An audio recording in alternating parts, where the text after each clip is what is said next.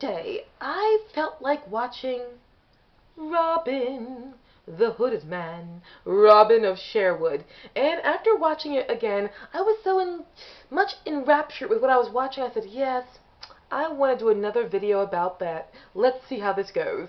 Hello guys, welcome, or if you've already seen my channel before, welcome back. I am the Philadelphia Whovian. Yes, instead of talking of Doctor Who, I am now talking of another show, Robin of Sherwood. Now, if you have not seen my channel before and you've not seen my previous video on Robin Hood, I shall inform you, Robin Hood is a TV show that aired in the middle of the 1980s in Britain, based on the tales of Robin Hood, starring Michael Praed as Robin Hood and eventually Jason Connery as his replacement. Now, this show again aired middle of the 1980s, so to give you some context, if you've not seen my previous video, this predates the Kevin Costner movie of Robin Hood, of course definitely predates the Russell Crowe Robin Hood, and by many leaps and bounds predates the latest Robin Hood. Ooh, that version. Sorry. Okay guys, and for those who are new to my channel, let you know, I am one of those YouTubers who sits in front of the camera and just talks. Yes, that is my thing, or my lack of having a thing.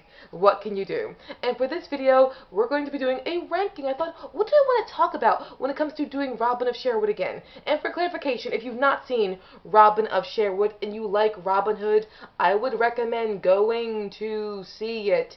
It's a phenomenal show. For me, it is the best, or if not one of the best, adaptations of the legend of Robin Hood. And I grew up loving Robin Hood, so this was like the gold mine for me.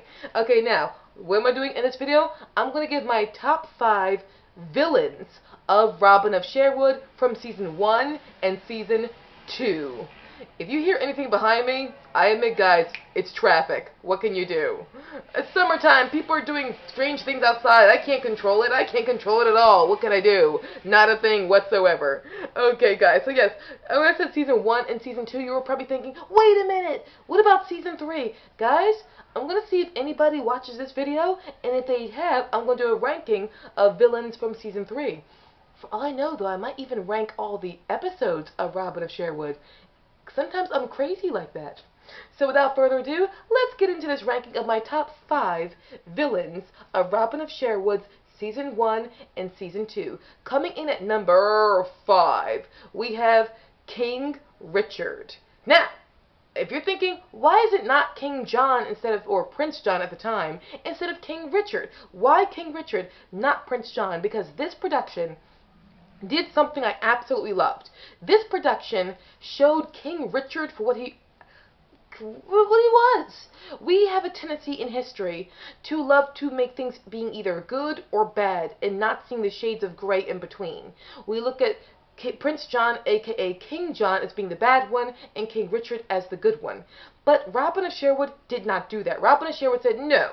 The fact is, King Richard spent barely that much time in England at all. Throughout his entire reign, King Richard was a very war-thirsty person. He loved going to war. He spent so much time in war. He barely spent time in England. And because of his wars, he literally bled England dry because of the taxes that had to be collected for their war. And at first, Robin Hood, when he is pardoned by King Richard, we get the sense that King Richard, who's played by Jonathan Rhys Davies.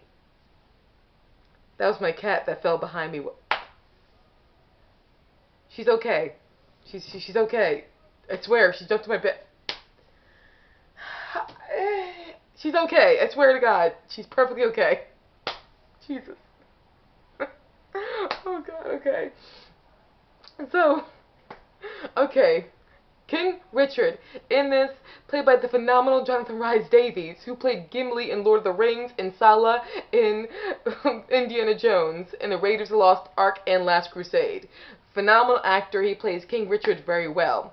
And with this, King Richard pardons Robin of Sherwood because he sees goodness in Robin. But really, he's King Richard, and King Richard, at the end of the day, he is a monarch who must have things be either his way or death's way. And once Robin Hood stops being enamored by King Richard and realizes that King Richard is just bleeding the people still dry by going off to another war, he stands up to him and says, well, you gotta listen to the poor. Look at what you're doing to the poor. And King Richard, after realizing he cannot control Robin Hood, orders Robin Hood to be killed, along with the merry men. Yes, I call them merry men. It's just a habit of mine. What can you do? And so we see that King Richard is not the good and Prince John the bad, but actually it's shades of gray in there. And technically speaking, he is a villain here. And even Little John's like, what? Look how long he spent in England. Look at him.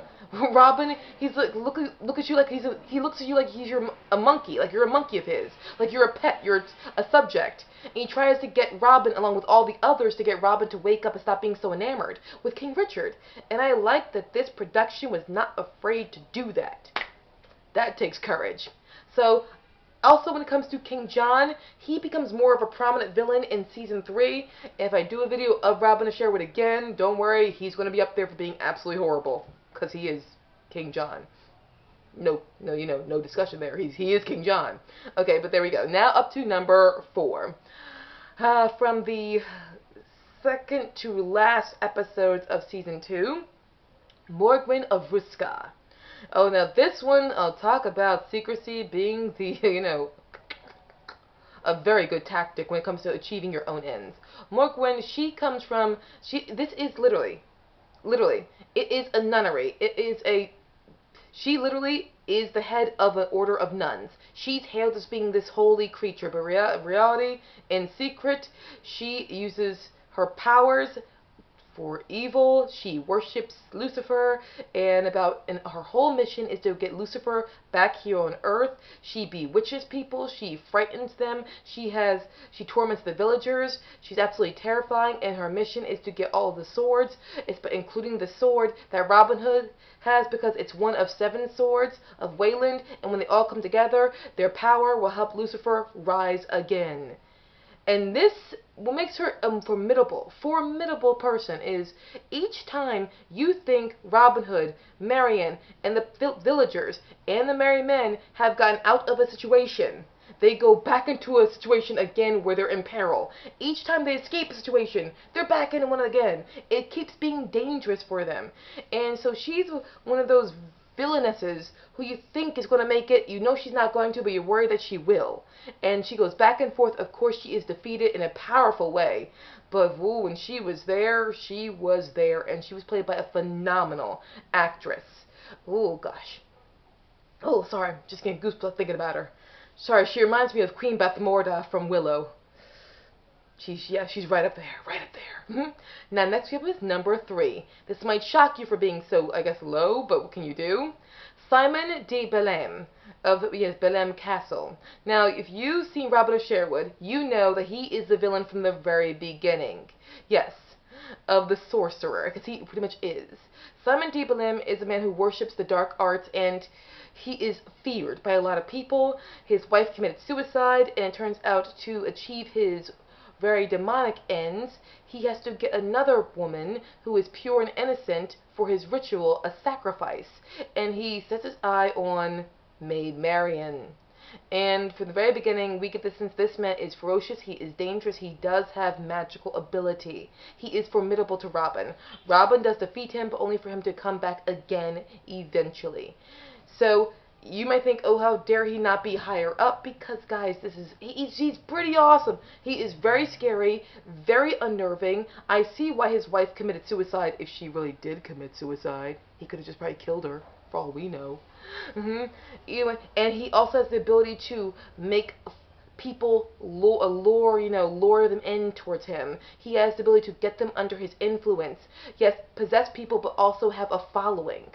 Yeah. He's terrifying. And Maid Marian, the way she stands up to him in the 2nd episode of Robin of Sherwood, makes you really love her, because she's like, is murder the only thing that excites you? God, Maid Marian, you're an awesome character. But Simon, he is a threat. He is influence. Even when he's gone, the influence of him is still there. And that's the mark of a very intimidating villain. Next we have up is number 2. Yes, sorry for being very, probably, what's the term for it? Typical? Or very predictable? Yeah, predictable is the word. But that's just the way it has to be, because he is a prominent villain. Number 2, Guy of Gisborne. Guys, it's Guy of Gisborne. Of course I gotta put him in number 2. Played by a phenomenal actor doing a great job as Guy of Gisborne. We find out in season 3 he's a chip on his shoulder for a good reason. He was tormented as a young boy, and it turns out tormented by his father, and we find out at the end it's because his father knew that he wasn't really his father, and he belonged to another man. So Guy of Gisborne spent his whole life trying to live up to a man who was only going to keep hurting him because he was not his actual son. But it doesn't excuse the fact that he is murderous, bloodthirsty, he is temperamental, he is hostile, he is unpredictable, he is a bully, he is just a savagely disgusting person in many, many, many ways. We see this throughout the entire show. He will eagerly kill anyone because he's always trying to prove himself, not only to everyone else, but he's also trying to prove himself to himself. And the only way he can do it is by being absolutely barbaric and savage. Even when he loves someone, he's still hurtful to them.